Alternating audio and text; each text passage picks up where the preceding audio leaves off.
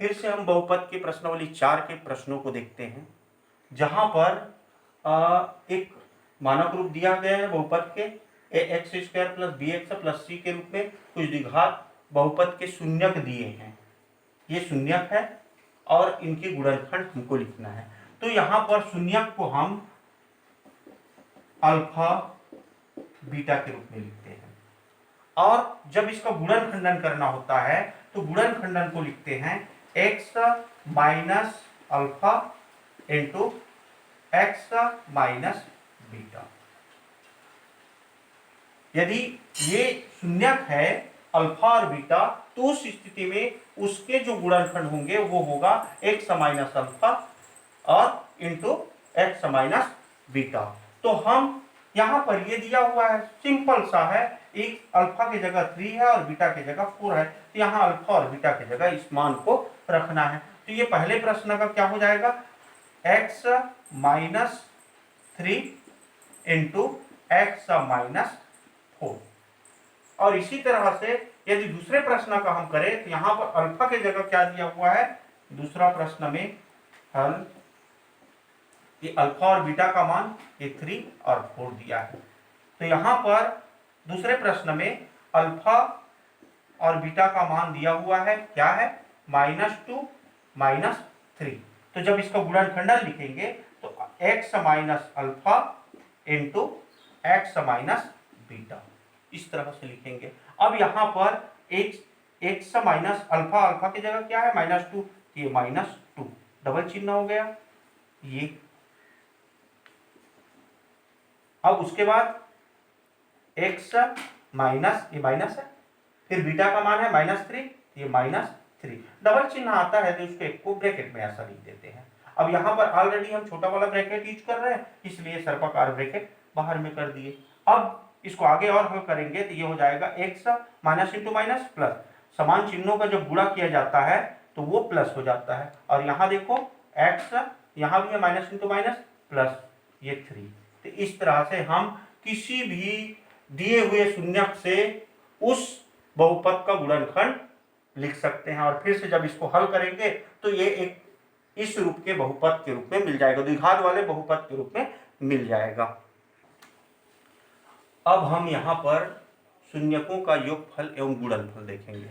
इसी प्रश्नावली 4 के अगला प्रश्न है सेकंड वाला, जिसमें शून्यकों का योगफल एवं गुणनफल ज्ञात करना होता है। तो शून्यकों के योगफल गुणनफल ज्ञात करने के लिए यहाँ एक हम 2 प्रश्न ले रहे हैं, और इन दोनों प्रश्नों का हम उनकी जो शून्यक है उनको ज्ञात करेंगे, और शून्यक को ज्ञात करके उनका योगफल और गुणनफल ज्ञात करेंगे। तो आपको इसके लिए शून्यक को ज्ञात करने की जरूरत नहीं है, डायरेक्ट शून्यक का योगफल और उसके गुणनफल, इसके लिए फार्मूला है, उस फार्मूला का यूज करेंगे और वहां पर मान रख देंगे। तो ये पहले वाले को हम हल करते हैं, तो हम जानते हैं कि शून्यक का योगफल होता है अल्फा प्लस बीटा, यानी शून्यक अल्फा और बीटा के रूप में लिखते हैं, इसके पहले हमने देखा।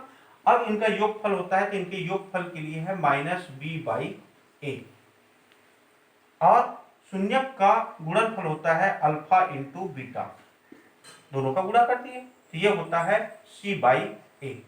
तो सबसे पहले हम इसमें x² प्लस 10x प्लस 24 का तुलना कर देंगे ax² plus bx plus c से तुलना करने पर।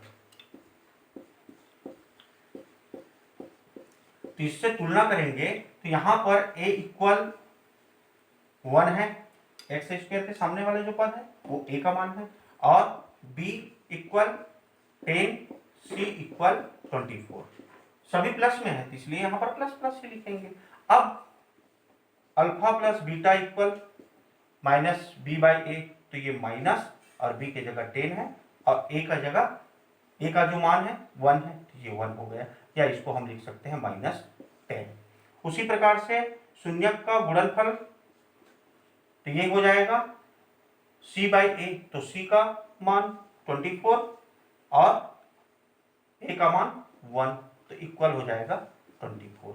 इस प्रकार से हम किसी भी द्विघात बहुपद जो दिए हैं उनके शून्यकों का योगफल और गुणनफल ज्ञात कर सकते हैं। सेकंड वाला प्रश्न देख लो, यहाँ पर भी हम सबसे पहले इसका a x square plus b x plus c से तुलना कर देते हैं।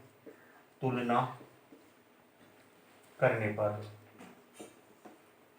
पर क्या होगा, ए इक्वल यहाँ पर 2 है, बी इक्वल -7 और सी इक्वल -9।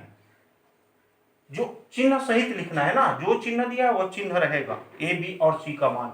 अब यहाँ हम जानते हैं कि शून्यक का योगफल alpha plus beta equal -b/a मान रख दो, तो -b का मान क्या है, माइनस और b का मान -7 भाई a का मान 2, डबल चिन्ह आया इसलिए एक चिन्ह को ब्रैकेट में लिख दो, तो इक्वल क्या हो जाएगा, माइनस इंटू माइनस प्लस हो जाएगा 7/2। उसी प्रकार शून्यकों का गुणनफल अल्फा इंटू बीटा इक्वल होता है c/a। अब मान रख दो, c का मान -9 बाई a का मान 2। तो इस तरह से ये शून्यक के गुणनफल हुए, शून्यक का योगफल और शून्यकों का गुणनफल। आपको एक चीज ध्यान रखना है कि यहाँ पर जो भी मान दिए हैं उन मानों को बस ए बी और सी उसी को निकालना है और उसको ये लिखना है। तो यहाँ शून्यकों का जब योगफल होता है तो ये माइनस रहता है, लेकिन गुणनफल में माइनस नहीं रहता। अब दोनों में हर देखो ए है, योगफल में बी है और गुणनफल में सी है। बस एकदम इजी फार्मूला है, इस फार्मूला पर मान रखना है और शून्यकों का योगफल और गुणनफल ज्ञात कर लेना है। सारे प्रश्न आप लोग इसमें इस प्रश्नावली के इसी आधार पर आपको हल करना है।